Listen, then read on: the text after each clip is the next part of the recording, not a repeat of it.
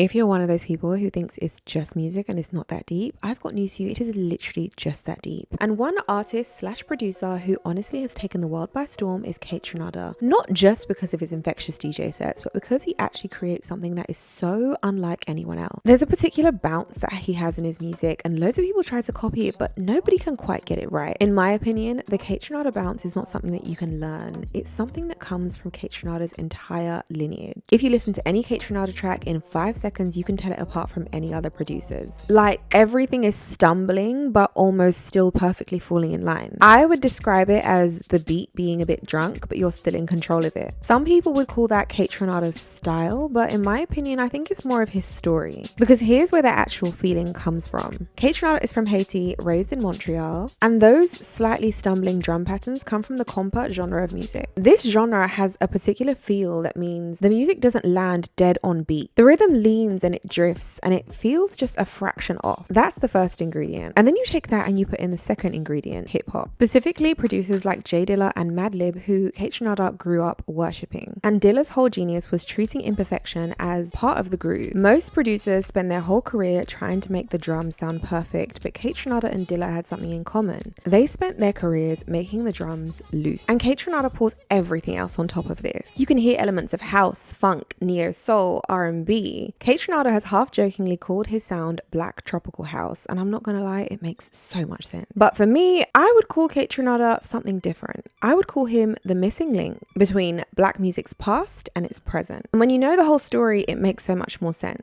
Because think about the actual house that Kaytranada grew up in. A Haitian dad with a massive sound system playing all types of Caribbean music, in addition to Bob Marley, Michael Jackson, and of course classic Haitian records. Then of course you had his older sisters feeding him 90s hip hop. So before Kaytranada ever opened his laptop or ever jumped on a DJ deck, that fusion was already happening inside of him. And that's one thing people miss, in my opinion, when they try to create that Kaytranada bounce. You can nudge your drums slightly off grid, you can copy J Dilla as much as you want or try and study him, but you can't download a childhood. You can't download that intuitive knowledge that comes from literally living within music. So the Kaytranada style isn't a bounce. I would say it's more of his ID. It's his heritage, but in music form. And maybe that's the real difference between borrowing a sound and inheriting it, the difference between living something and trying to learn it or copy it. So when we talk about Kaytranada's sound, I don't think we're just talking about him as an excellent producer, but we're also talking about a very unique collision of worlds that makes his sound unlike anyone else. Do you think anyone else can recopy Kaytranada? Let me know what you think in the comments.